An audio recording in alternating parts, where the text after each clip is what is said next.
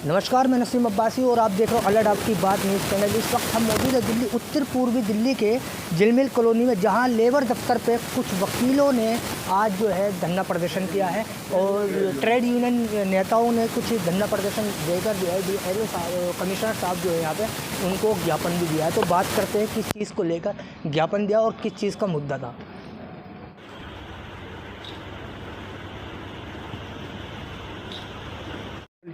Sir, क्या मुद्दा था जो आपने ज्ञापन दिया है?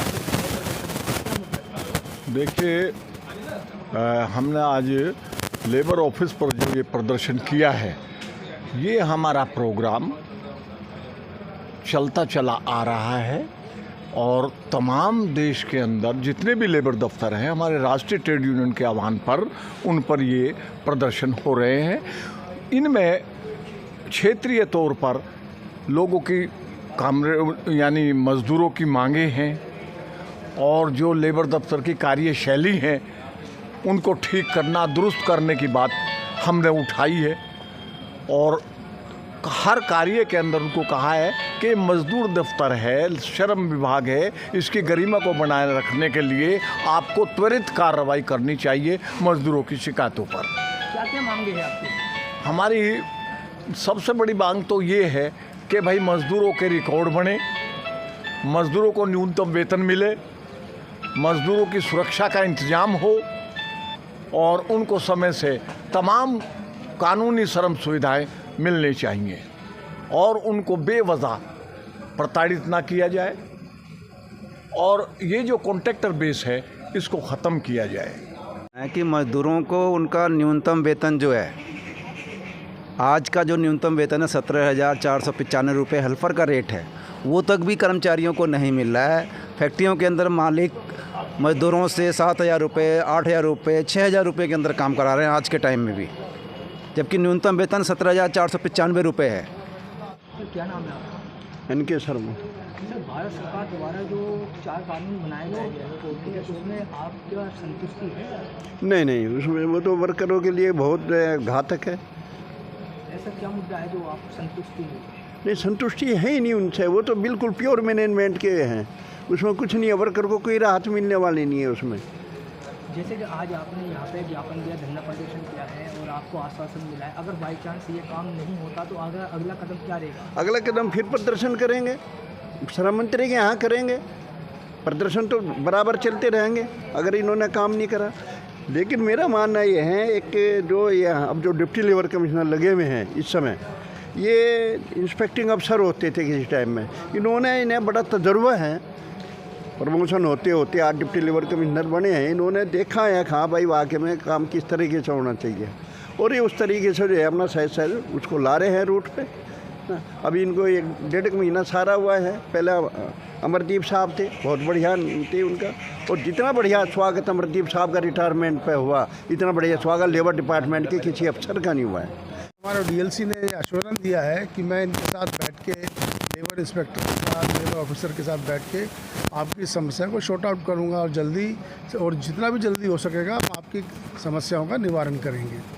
यहाँ पे जो आज हमें आज़ादी के झंडे झंडा उठाना चाहिए, तो आज़ादी के लिए हम सब मिलकर लड़ाई लड़े। तो आज 70 साल के हो, आज जरूरत हमें झंडा उठाने का था, आज करना था।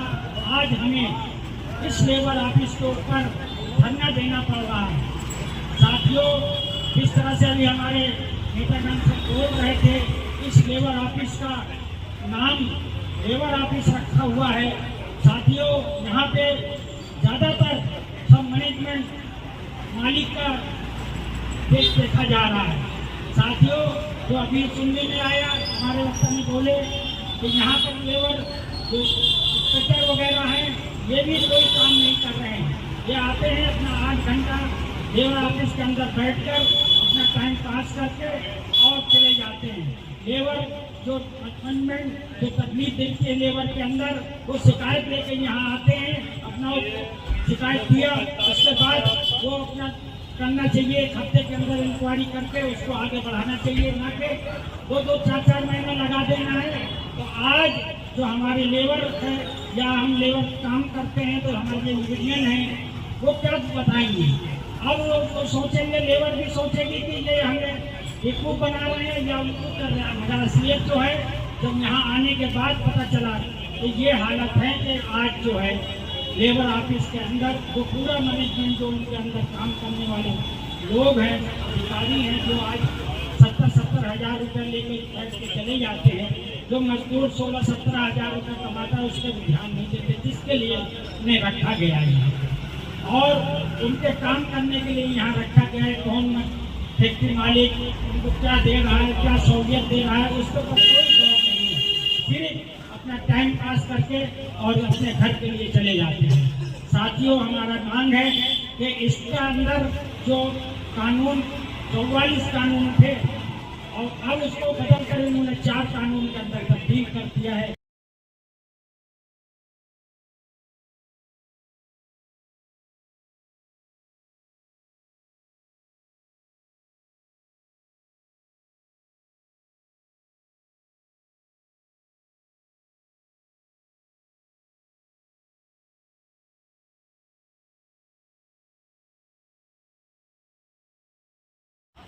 कारण कहीं राज सत्ता पलटी जा रही है, कहीं गलत शासन के खिलाफ आंदोलन चल रहे हैं, कहीं छात्र और किसान आंदोलन चला रहे हैं और किसी देश में मजदूर परेशान होकर के वो राज सत्ता के खिलाफ लड़ रहे हैं। तो एक ऐसा दौर चल रहा है और हमारे देश के अंदर भी यही दौर हो रहा है। आपने पिछले दिनों देखा होगा, पिछले साल के 13 महीने तक हमारे देश के किसान दिल्ली के बॉर्डरों पर धरना दे करके बैठे रहे। बहुत लंबा समय होता है, 13 महीने। हमारे देश के मजदूर लगातार इतिहास उठाकर आप देख लीजिए, उस गलत सरकार, निकम्मी सरकार और जन विरोधी सरकार, मजदूर विरोधी सरकार, राष्ट्र विरोधी सरकार और किसान विरोधी सरकारों के खिलाफ एकजुट होकर के हड़ताल की, एक दिन की हड़ताल और 2 दिन की हड़ताल लगातार हमारे मजदूर भाइयों ने अपने अधिकारों की लड़ाई को लेकर के की। लेकिन सरकार वो केवल एक ही काम करती है, ना वो किसानों की तरफ देखे ना मजदूरों की तरफ देखे। वो देखती है कि 5 साल हमें कैसे बिताने हैं और अगले 5 साल में हमें कैसे आना है। और सबसे बड़े दुख की बात इस देश के अंदर है कि यहां बंदर छाप नेता बहुत है। अब इन्होंने बड़ा राजनीति को संकट में डाला हुआ है। देखिए, अभी हाल फिलहाल आपका लोकसभा का इलेक्शन हुआ, देश के अंदर नई संसद चुनने के लिए एमपीओ के इलेक्शन शुरू हुए। तो उससे पहले मौजूदा सरकार जो बीजेपी की सरकार कहलाती थी, आज हम इसे बीजेपी की सरकार नहीं कह सकते। आज ये बीजेपी की सरकार नहीं है दोस्तों, लेकिन उस वक्त हमारे मोदी साहब प्राइम मिनिस्टर देश के ये कहते थे कि 400 से ऊपर आएंगे। पढ़ा खूब देखा, लेकिन मैं एक बात बताता हूं, तूफान के अंदर किश्तियां और घमंड के अंदर हस्तियां डूब जाते हैं। हमारे प्राइम मिनिस्टर को एक घमंड हो गया था कि वो बहुत अच्छा काम कर रहे हैं, इस देश की जनता बड़ी खुश है। क्या कहने, लेकिन हुआ क्या नतीजा? नतीजा ये हुआ कि आज पार्लियामेंट के अंदर बीजेपी के 240 एमपी हैं और हमारे यहां 276 चाहिए, 272 चाहिए। तो 240 और 272 ये तो गिर गए। और गिरने के बाद अब इनको होश आया कि हिंदुस्तान के मजदूर और किसान, हिंदुस्तान के वोटर इस बात को समझ गए हैं कि बीजेपी की राजनीति ही की लाइन ही गलत है और हरा दिया, बीजेपी को हराया। अब जब कोई चारा नहीं चला तो अब आगे वो बंदर छापों के चक्कर में चंद्रबाबू नायडू को आंध्र प्रदेश से याद किया, अरे भाई मदद करो और जितने तुम जीत के आए हो सब मेरा साथ दो, और तुम्हें पता नहीं क्या देंगे, अंदर का हमें पता नहीं था, कहां घुसपैठ हुई है, कहां गलत काम हुआ है, कहां पैसे का लेन देन हुआ है, ये नहीं कह सकते, लेकिन उनको एक आश्वासन दिया गया है कि जो आप कहोगे हम मानेंगे। आपके एमपी को जो कैबिनेट का दर्जा दे करके जो राज्य मंत्री और मंत्री बनाना है, आप हमें उनकी लिस्ट दे दो। मान गए और बनाना पड़ा। एक बहुत मोटी रकम, लाखों करोड़ों रुपया आंध्रा को देना पड़ा। आंध्र प्रदेश वाले चंद्रबाबू नायडू ने तो साफ कह दिया कि राजधानी जो है ना आंध्र की वो हैदराबाद में है, साहब हम तो अमरावती में बनाएंगे। लो जी, एक काम का हो रहा है, पैसा सेंटर का, पैसा लोगों का, पैसा मजदूरों का, पैसा टैक्स देने वालों का, और सब क्या जा रहा है उनकी राजधानी बनाने में। मोदी जी ने मान लिया। इसी तरीके से जब कम पड़े तो एक और दोस्त पटा लिए, और वो है नीतीश कुमार जी, जो बिहार के मुख्यमंत्री। वो भाई वो पहले भी थे, लेकिन बिगाड़ खाता आया, छोड़ के चले गए। और अब जब इनको लगा कि हम मरे तो कहा नीतीश जी आ जाओ, बिहार को बड़ा अच्छा तोहफा देंगे। वो तोहफा दे दिया, और तोहफा कैसा दिया भाई साहब, 9 दिन में बिहार में 11 पुल गिरे। मैं नहीं कह रहा, किताब पढ़ लो, अखबार पढ़ लो, टेलीविजन देख लो, ये सरकार चला रहे थे मुख्यमंत्री जी। अब ये बताइए, ये उस प्रदेश का, बिहार प्रदेश का ये विकास करेंगे या उन पुलों को ठीक करेंगे? तो इस किस्म के देश के अंदर चल रही है। मेरे दोस्तों, खैर समय बदलेगा, आपके पड़ोस में समय बदल गया, पड़ोस के अंदर समय बदल गया। एक छात्रों ने ऐसा आंदोलन शुरू किया कि रात को जो वहां की प्राइम मिनिस्टर थी वही भागी, जान बचाकर। तो भाई आंदोलन एक दिन याद रखिए, हिंदुस्तान के अंदर भी मजदूर और किसान, गरीब तबका वो आंदोलन उठा करके खड़ा हो जाएगा। वो आंदोलन संघर्ष करेगा कि मुझे नहीं पता उस वक्त कौन प्रधानमंत्री भागेगा, लेकिन हालात ऐसे बढ़ते आ रहे हैं। साथियों, आज आप लेबर दफ्तर के सामने बैठे हैं। इस लेबर दफ्तर में हमारा पहला और आखिरी ये कोई धरना या प्रदर्शन नहीं है। इससे पहले भी हम लगातार यह प्रदर्शन करते आए हैं और आगे भी प्रदर्शन करेंगे। ये यहाँ महाशय जो बैठे हैं, सबसे बड़े अफसर डिप्टी लेबर कमिश्नर, वो अभी आए हैं, 1.5 महीना हुआ है, उनकी अदला बदली हो गई, लेकिन वो एक सिपाही से SHO बने। पहले वो यहाँ आए थे IO 1999 के अंदर, और उसके बाद फिर बने LO, और LO बनने के बाद वो बने DLC, और आज वो DLC के पद पर है और सपने देख रहे हैं JLC, एक पद और ऊंचा, काम धाम की कोई परवाह नहीं। इंस्पेक्टर लोग यहाँ बिल्कुल नए आए हैं, उनको पता ही नहीं बेचारों को कि कैसे लिखते हैं, मजदूर की शिकायत पर किस तरीके से हमने काम करना है कोई पता नहीं। यदि कोई इस तरीके का मामला यह चल रहा है, हमारे साथी बता रहे हैं आपको, और मैं भी खुद कह रहा हूं कि महीनों हो जाते हैं कंप्लेंट पड़े पड़े, और वो कंप्लेंट पर कोई सुनाई नहीं। इंस्पेक्टर से पूछो, हमारे पास आई नहीं, क्लर्क से पूछो कि हमने दे दी, तो आखिर गई कहां। हालात इसको कहते हैं निकम्मापन। ये निकम्मापन इस लेबर ऑफिस में चल रहा है। अब मैं अगर भ्रष्टाचार की बात पर आऊं तो भाई मैं नहीं कह सकता, क्योंकि मैंने अपने हाथ से तो कुछ दिया नहीं, लेकिन इन्होंने बाकी को छोड़ा नहीं।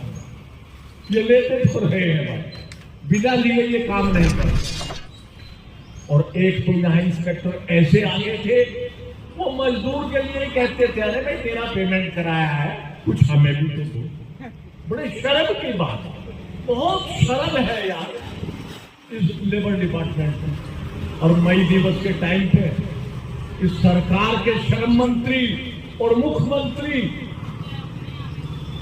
ये कहते हैं कि भ्रष्टाचार को खत्म कर दें, और आज वो भ्रष्टाचार कहां खत्म हो रहा है?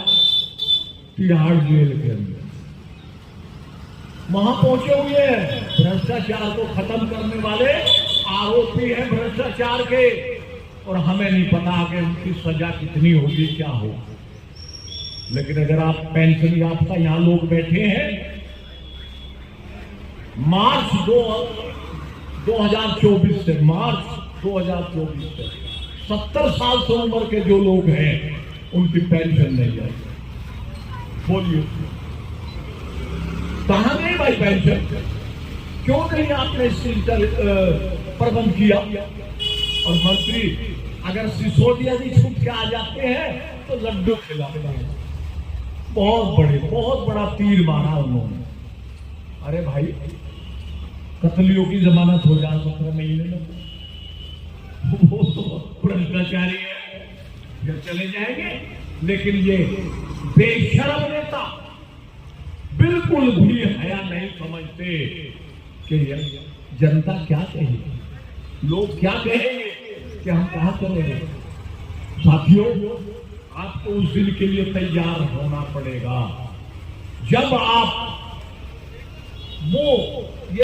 ये रस्मी नहीं, आज हम यहां प्रदर्शन कर रहे हैं, आपको उस आंदोलन में खड़ा होना होगा। आपको उस राजनीति को बदलना होगा जो आपके जीवन को परेशान कर रही है, और आपको खुशहाली के लिए अपने खड़ा हो करके। और एक टाइम तो वो भी आ सकता है, मैं कह नहीं सकता, जैसे छात्रों के हाथ में बंद हाथ में यह हथियार ना आ जाए तो ये देश बदल जाएगा, इसका भाग बदल जाएगा। दोस्तों, तब फिर आपकी सरकार होगी, आप उसके नुमाइंदे होंगे, आप देखेंगे कि देश में किस चीज की जरूरत है और क्या चीज बदलनी है। फिर ये इस तरीके के नारेबाजियां ये नहीं करनी पड़ेगी। तो उस दिन का इंतजार करिए, और जब समय आए वोट का तो फिर मंदिर में और मस्जिद में घुस जाइए। अरे भाई, मालिक के यहाँ नौकरी करते वो पूछता है फोरमैन साहब को कौन सी जाति का है? नहीं पूछता, मालिक नहीं पूछता। लेकिन हमारी ये सरकार धर्म और जाति के ऊपर टिकी हुई है, वही राजनीति चला रही है। तो दोस्तों, मैं आपसे विनती करूंगा, समय बहुत थोड़ा है, हमारे वो साथी भी आपके साथ है, मुझे तो 1 घंटा चाहिए आपकी सारी, अभी तो मैं आया ही नहीं था उस लाइन पे कि आपके साथ अत्याचार क्या हो रहा है। बाकी मैं इतना ही कहूंगा, आने वाले टाइम में आप हर यूनियन से जुड़े, हर मजदूर किसी न किसी यूनियन का अवश्य सदस्य बने, और जैसे उस यूनियन का कोई आह्वान आए, भाई बढ़ चढ़ करके हिस्सा लो।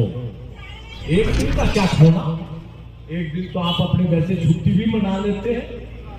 दीजिए टाइम और समझिए राजनीति को, समझिए उस आंदोलन को, चलिए उस आंदोलन की तरफ जो इस देश की राजनीति को बदल दे। मजदूर और किसानों के राज को कायम कर दे। इतना ही कहते हुए दोस्तों, मैं आपसे यही पुनः गुजारिश करूंगा कि इंकलाब जिंदाबाद, इंकलाब जिंदाबाद। ये इंकलाब का मतलब समझते हो? बदलाव। हम बदलना चाहते हैं, ऐसे नहीं है कि वैसे ही बोलते हैं भाई। इंकलाब जिंदाबाद, मजदूर एकता जिंदाबाद, हमारी एकता जिंदाबाद। धन्यवाद।